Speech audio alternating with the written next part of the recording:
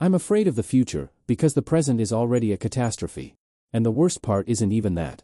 The worst part is that I pretended for a long time that nothing terrible was happening. As if everyone lives like this. As if it's just adult life. Work, fatigue, day after day. But inside me, a thought constantly gnawed at me, which I tried not to listen to. Something went wrong. I can't say that everything broke at one moment. No. It was slow. Very slow. So much so that I myself didn't notice how I stopped living normally. I simply began to agree. To what I didn't want. To what I didn't like. To what would have made me angry before. At first, it seemed like little things. Not today. Another time. Then. Once. I wasn't just putting off things, I was putting off myself. My thoughts. My desires. My plans. And the longer it went on, the easier it was not to change anything. And then fear appeared. Not a sharp one. Not panicky. But the kind that makes you feel tight inside. Fear that if I look at my life honestly now, it will get even worse. So I didn't look. I distracted myself. With work. With my phone. With TV series. With anything, so as not to be alone with this feeling. I started to get annoyed by people who talked about the future. About plans. About goals. About, where do you see yourself? I hated these questions. Because each of them hit right in the place that I had carefully hidden. I didn't see myself anywhere. And it was embarrassing. Very much. I caught myself thinking that I was jealous not even of successful people, but of those who at least know what they want. Because I didn't have that. I had the feeling that I had missed some important moment. That everyone had already moved on, and I was left standing and now I don't know where to go. The biggest irony is when you realize that you have cornered yourself. Not your parents. Not circumstances. Not life. Me. I made a choice. A small one. Every day. And now I'm reaping the consequences. It makes me want to get angry. At myself. At everything around me. But anger doesn't change anything. There was a moment when I was really scared. Not metaphorically. For real. I imagined myself in a few years. The same life. The same job. The same days. The same fatigue. And I realized, if nothing changes, I'll just hate myself forever. I realized another thing. I haven't made decisions in a long time. I just floated. And convinced myself that it was safer that way. Because a decision is a risk. And risk is a responsibility. And responsibility is scary when you're no longer confident in yourself. I started avoiding not only conversations about the future. I started avoiding the very concept of further. Because further looked like a dead end. And the more I realized this, the more I wanted to run away. To close myself off. To lower my expectations. Pretending that I was fine. But at some point it stopped working. I woke up with the feeling that I couldn't live like this anymore. Not because I wanted change. But because a little more and I would break inside. Without a scandal. Without an explosion. I would just break. And that's when I did one thing. Small in appearance. But one after which there was no going back. I kept quiet about it for a long time. Because if I had admitted it then, I would have had to admit everything else. Next, you'll hear exactly what step I took, and why it finally destroyed the illusion that I would still have time. That step didn't seem like something serious. If someone looked from the outside, they wouldn't even notice. But for me, it was like crossing a line, after which it would no longer be possible to pretend that everything was normal. I began to cut the future. Not immediately. At first, in small details. I stopped agreeing to what was dragging me even deeper into this hole. I began to refuse. Not explain. Just say no, and each such no was scarier than the previous one. Because along with it came another thought, what if I'm wrong? What if I destroy even what I have now? Because no matter how much I hated my life, it was familiar. Predictable. Safe. And everything new was chaos. I noticed that fear had become concrete. Before, it was blurry. Just a background. Now it had a form. I began to think not I'm scared, but what if it's worse in a year? Not abstractly. But clearly. Money. Work. People. Loneliness. The biggest fear was not falling. The fear of taking a step and getting nothing. No relief. No result. Just another version of the same quagmire. I knew people who took risks and lost. I saw how they lived afterwards. And it killed the desire to move. But sitting still didn't work either. Inside, I felt like I was being squeezed. As if every day lived without change was eating away at another piece of me. I became angrier. Sharper. Less patient. I was annoyed by little things. Because I wasn't angry at them. I was angry at myself. There was a moment when I really thought, maybe this is how it should be? Maybe not everyone is destined to live normally. Maybe someone just has to accept it. This thought was dangerous. Because it contained an excuse. A very convenient excuse not to change anything. But it didn't last long. Because every night I went to bed with the same feeling, emptiness. Not tiredness. Not sadness. Namely emptiness. When the day has passed, and you can't remember what it was for. I started counting the time. Not years. Days. How many days like this have there been? How many more will there be? And for the first time, it really hit me, I can live my whole life like this. Without a big failure. Without a big victory. Just in between. It broke something inside. Not pretty. Not dramatic. Just anger. Pure. Cold. Not at anyone. At myself. For letting this go on for so long. I took another step. This one was harder. I removed the options for retreat. The thing that always allowed me to go back and say, I tried. Now it's either forward or nowhere. And here's where the fear became real. Because when you don't have a backup plan, you're left with yourself. No excuses. No excuses. And you begin to see how many decisions in your life were made not because you wanted to, but because you were afraid. I realized another hard thing. Most people don't break down from failures. They break down from the thought that they could have tried, but didn't. And I was exactly at this point. Between the fear of acting and the hatred of inaction. This state was driving me crazy. I began to sleep badly. I constantly scrolled through the same thing. What if I'm wrong? What if it gets even worse? What if I ruin everything? But along with this, another thought appeared, even more terrible. What if doing nothing is the worst option? And it was then that I made what I had been putting off for a long time. A decision that could not be undone. A decision after which my life could really go downhill. Or finally move. Next, I will tell you exactly what decision I made, and why at that moment I was sure that I had just ruined my life completely. I didn't pause or consult. Because I knew that if I stopped, I would change my mind. I just did it. Without a grand plan. Without guarantees. Without an escape hatch. The decision seemed unreasonable. Even stupid. But it was honest.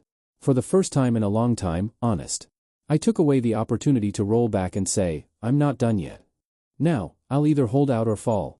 The first few days were strange. Not easier. Not better. Just different. A silence came. The kind that doesn't calm you down, but rather oppresses you. Because when the usual noise disappears, you start to hear yourself. And that's not very pleasant. Fear gripped me. Real fear. Not the kind I was used to. But cold and precise. What have you done? What if this was a mistake? What if things get even worse now? These thoughts beat nonstop. And for the first time, I couldn't silence them. I noticed how quickly my confidence was disappearing. Yesterday I was angry and determined. Today, doubts. The day after tomorrow, panic. It doesn't inspire. It breaks. Because no one says that after the first bold step it gets easier. It gets scarier. The consequences appeared. Real. Not in my head. People started asking. Some looked at me like I was an idiot. Some, with pity. The worst thing was to see in the eyes of others what I was afraid to admit. What if I really messed up everything? I started counting money. Time. Days. Every little thing became important. Because when you leave your comfort zone, life stops being blurry. It becomes concrete. And this concreteness is not always pleasant. There was a moment when I wanted to give up. Not pretty. Not heroic. Just to go back and say that it was an experiment. That I changed my mind. That all this was not for me. That would be easy. And very shameful. I caught myself thinking that I wanted to run away again. Not from problems, but from responsibility. Because now every day was my choice. No excuses. And it was more exhausting than the old routine. But along with it, something new appeared. Very quiet. I began to feel the days. Not all of them. Not always. But sometimes. I began to notice moments when I was really here. Not on automatic. Not in a fog. It was strange and a little scary. I realized that the biggest lie I had believed for years was, if I take a risk, it will get easier. No. It didn't get easier. It got harder. But in a different way.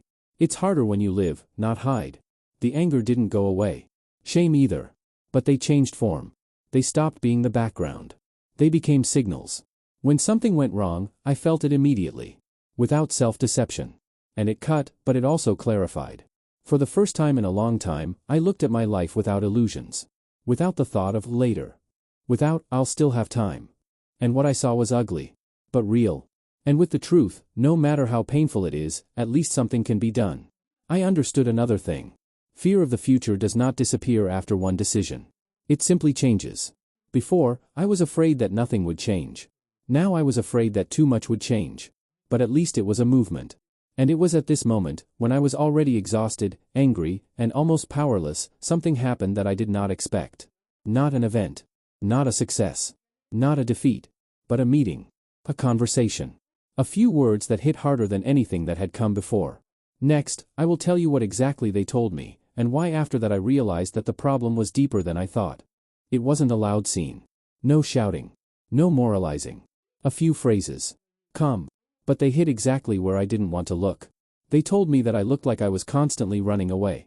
Not from problems. From responsibility for my own life. And what's worse, I learned to mask it beautifully. Under fatigue. Under circumstances. Under such a period. It pissed me off. Because I didn't consider myself a coward. I took a risk. I moved. I took a step. But the more I thought about it, the more clearly I understood, risk is not courage. And movement is not direction. They told me another thing. Very unpleasant. That I want change, but I'm not ready to pay the full price for it. I want a different life, but without losses. Without pain. Without shame. And that's why I'm stuck in the middle. It hit me. Because I recognized myself. I really tried to bypass the most difficult decisions. I was looking for options that were somewhat softer. To change something and not lose anything. But it doesn't work that way. Nowhere. Never. After that conversation, I was silent for a long time. Not because there were no words. But because every word sounded like an excuse. And I was already tired of making excuses. To others. To myself. I was covered with shame. Not the kind that passes in an hour. But a heavy one. For years of self-deception. For constantly pretending that everything was under control, although in reality I was simply afraid of hurting myself here and now. I understood, I wasn't just afraid of the future. I was afraid of losing the present. Even if it destroyed me. Because losses are concrete. And the fear of the future is blurred. And blurred fear is easier to endure. That evening, for the first time, I didn't run away from my thoughts. I sat down and honestly looked at what I had left in my life only because I was used to it. People. Activities. Places. Decisions. The list was long. And every point was pressing. I was torn inside by a simple truth. Most of the things I had been holding on to had long since ceased to be mine. They were familiar. Comfortable. But not mine. And they were the ones who pulled me back every time I tried to move forward. I realized another thing. Until I cut off the excess, I would keep coming back. Not because I wanted to. But because it was safer there. And safety is a trap when you already hate your life. That night I didn't sleep. I didn't think about what to do. But about what to give up. And it was scarier than any step I had taken before. Because giving up is forever. Without, maybe someday. And in the morning I made a decision that I had long considered impossible. A decision that did not look heroic. It looked like a self-signed sentence. But I knew, if I didn't do this, everything else would be meaningless. Next, I'll tell you what exactly I gave up, and why at that moment I was sure I was losing more than I was gaining. I didn't give up something abstract. Not dreams. Not ideas. I gave up something that had held me in place for years. It was what I had built my life around. Something that gave me a sense of stability. Something that allowed me to say to myself, look, you're not that bad. That's what I got rid of. Consciously. Understanding that everything could fall apart after that. The consequences came quickly. Not in months. In days. An emptiness appeared. Not metaphorical. Real. When you wake up and don't know what to do next. When the old routes disappeared, and there are no new ones yet. I started losing people. Not with a scandal. Not with screams.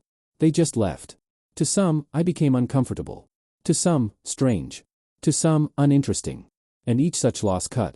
Because before, I held on to them precisely because of the fear of being left alone. Money became a problem. Not critical, but constant. I began to count every little thing. Things I hadn't thought about before now came to mind every day. And with it came the thought, you did it yourself. Fear gripped me. Stronger than ever. Because now it was justified. Now I couldn't say that it was all just in my head. I was really taking risks. I was really losing. I could really lose. There were nights when I lay there thinking, why did I do it? Why did I destroy something that was somehow holding together?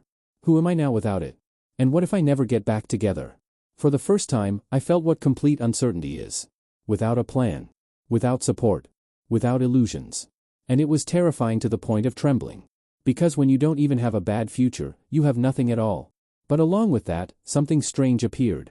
I stopped lying to myself. Not because I became brave. And because I had nothing to hide behind anymore.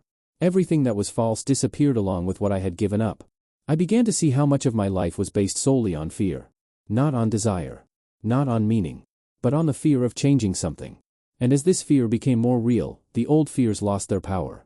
The hardest moment came when I realized, I don't know who I am without this life. I don't know what I like. I don't know what I want. It was as if I had shed my old skin, and there was no new one yet. It was more frightening than poverty or loneliness.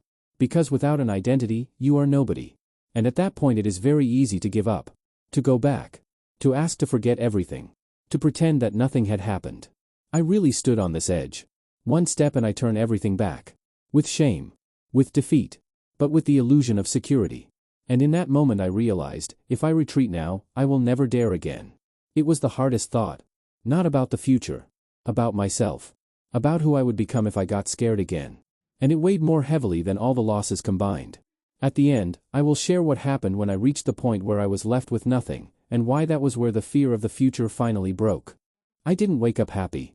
There was no moment when everything became clear. There was no feeling that I had done everything right. I was left with empty days and a bunch of questions that no one gave me answers to.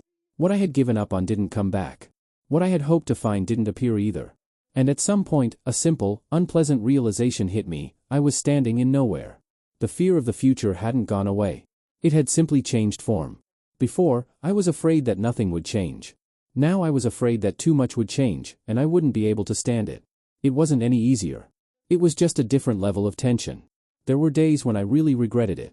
I thought that maybe it would have been better to stay in that catastrophe, which was at least familiar.